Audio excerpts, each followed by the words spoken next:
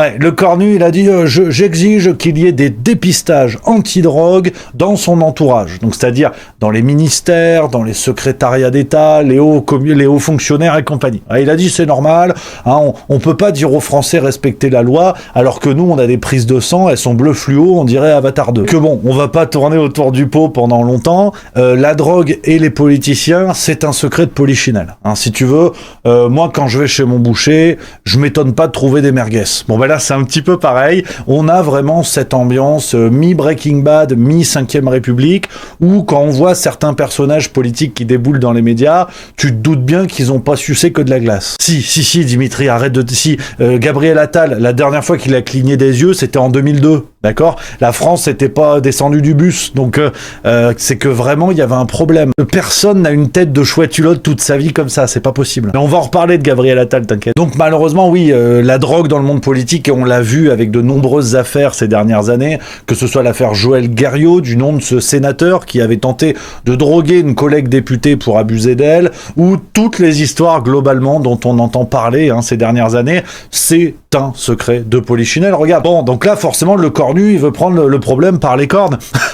Ouais, alors ça plaît pas à tout le monde, voilà, c'est ce que je te disais. C'est à la fois une bonne et une mauvaise idée. Pour le peuple, c'est une bonne idée. D'essayer de se dire, voilà, nos politiciens sont quand même pas payés à s'en mettre plein la couenne, et l'argent public qu'ils gagnent tous les mois, s'il est utilisé pour enrichir les dealers du 9-3, ça fait chier. Non, si, ça fait chier à un moment donné. Pour nous, c'est une bonne idée. Pour eux, c'est une mauvaise idée. Et écoute, dans le Canard enchaîné du 24 juin, on a eu une affaire incroyable. Autour de Gabriel Attal. Je t'en parlais, la chouette hulotte. Et ben, Gabriel Attal, il a eu un problème parce que, bon, le test, apparemment, il aime pas trop l'idée. Il a pas dit qu'il allait s'y soumettre pour l'instant. Tu m'étonnes, le truc, il va exploser. Mais il y a eu plus croustillant que ça. Et c'est révélé par le Canard enchaîné.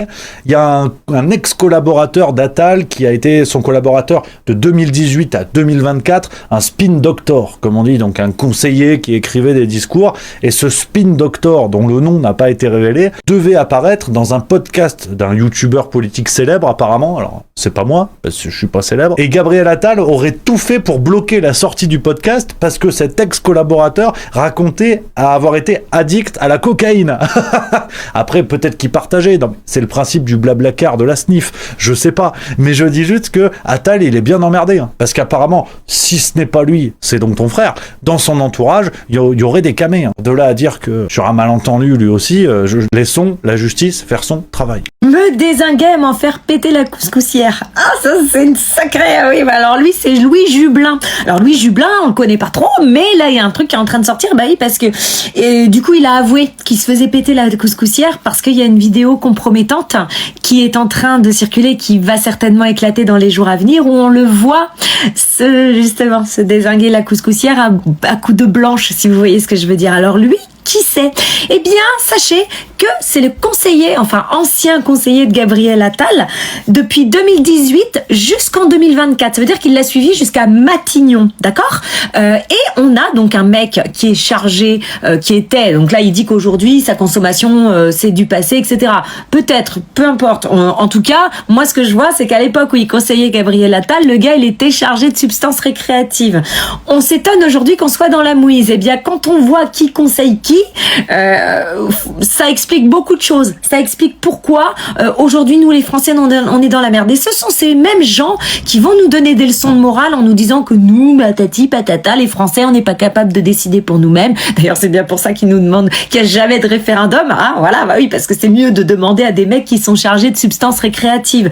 Bon, lui, c'est un exemple. On en parle parce qu'il y a cette fameuse vidéo compromettante qui risque de sortir et du coup, il en a parlé parce qu'il voulait reprendre la main sur le récit. Hein. Donc, c'est pas du courage, hein. C'est juste qu'il veut maîtriser un petit peu tout ça. Et tu vas rien maîtriser du tout, à mon avis. Mais bref, s'il y avait que lui, hein, on va reparler d'Andy Kerbrat, qui est actuellement toujours député et qui a été surpris et interpellé en train d'acheter des substances récréatives à un mineur également. On a Louis Boyard, petit porcinet, qui lui a avoué avoir dealé et qui est député. Et puis aussi avec lui, hein, à mon avis. Alors on comprend mieux aussi pourquoi le gouvernement refuse aujourd'hui de donner les résultats de ceux qui ont été testés positifs aux substances récréatives. Oui, parce que sachez-le, il y a une grosse campagne qui a été faite de détection.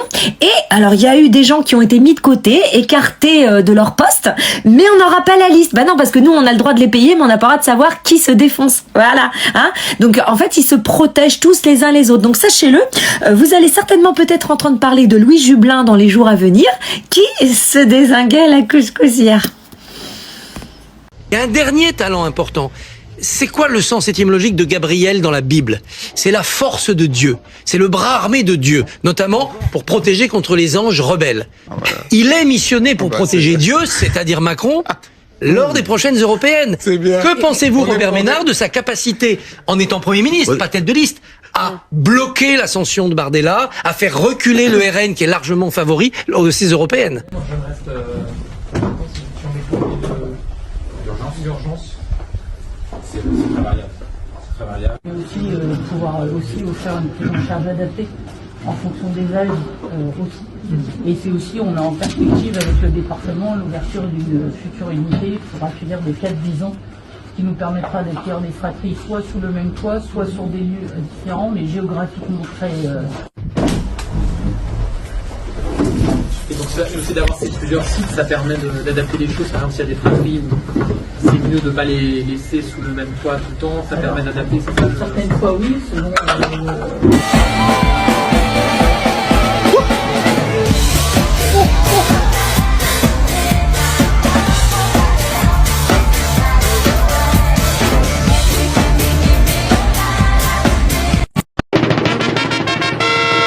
Que me toquen un porro sabanero, que me toquen un porro es lo que quiero, que me toquen un porro sabanero, que me toquen un porro es lo que quiero. ¿Qué tiene este porro? Après Fantomas, Édouard Philippe, place à Peter Pan, Gabriel Attal. Vous avez vu, hein, les médias nous recyclent un peu les vieilles gloires de la Macronie pour nous faire croire qu'ils seront présidents en 2027. C'est l'avantage des ordures, d'ailleurs, c'est qu'ils sont souvent recyclables. On a mangé 2 semaines d'Édouard Philippe où tous les sondages, d'après des échantillons de 3 personnes et demie, nous disaient que c'était lui le président. Et ben finalement, c'est Gabriel Attal, voilà, qui a sorti un nouveau livre qui s'appelle Un homme libre. Donc il y a un gros mensonge quand même dans ce titre. Et il est partout. Il a fait C'est à vous, on l'a vu sur Gulli, il a fait la une de Grand-mère Méchaudas Hebdo, enfin c'est incroyable. Ils nous l'ont foutu partout, on dirait un variant du Covid. C'est assez incroyable. Et il y a un truc quand même qui a pas trop été commenté, parce que Gabriel Attal, bon, il est venu sur les plateaux pour chialer. Apparemment son père en fait c'était un drogué, donc comme quoi la reproduction sociale, l'héritage de père en fils, on est nickel.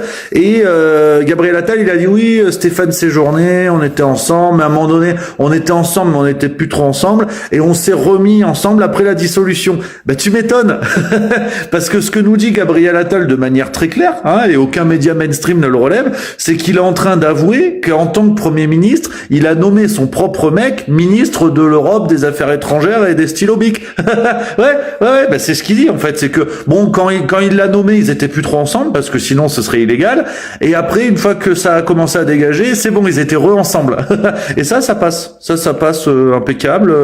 Mais au moins, l'avantage, c'est que si on l'a pour 2027, niveau scandale et escroquerie, il y aura pas besoin de se mouiller la nuque. On sera déjà à température après Macron. Est-ce que oui ou non, vous avez demandé à Gabriel Attal si vous alliez faire de son chien un kebab? Sur la question des économies, moi je suis une responsable politique, donc responsable politique et responsable. La France traverse un moment très difficile et aujourd'hui, c'est vrai qu'on a eu la crise sanitaire, le Covid, tout le monde était ravi. D'ailleurs les formations politiques, d'être en soutien à des petits entrepreneurs, des artisans, les restaurateurs. Le secteur économique a été fortement aidé, des professions ont été fortement aidées, ceux qui ne pouvaient plus évidemment travailler. Et donc il y a eu un appui, un soutien massif à nos compatriotes dans cette crise sanitaire inédite. C'était la première fois qu'on avait ce type de crise sanitaire. Donc à l'époque, tout le monde était évidemment favorable à ce soutien. On a eu une crise financière, une crise énergétique. Et le président de la République ça a été son choix de protéger un maximum de Français. Aujourd'hui, le contexte économique est compliqué et donc nous devons prendre sa part. J'ai pris ma part en responsabilité, mais comme je l'ai dit, j'ai pu réduire cette réduction budgétaire sur le fonds, ce qu'on appelle des réserves de précaution, et donc la réduction budgétaire pour le ministère a été extrémement limitée. Le kebab, alors c'est vrai ou c'est pas vrai? Non mais le Premier ministre a de l'humour, moi aussi. Il m'a confirmé que vous lui avez dit, mais sur le ton de l'humour, ça, avec Éric Dupond-Moretti. C'est ce que je vous ai dit, il a de l'humour et c'est ce que j'apprécie aussi chez lui.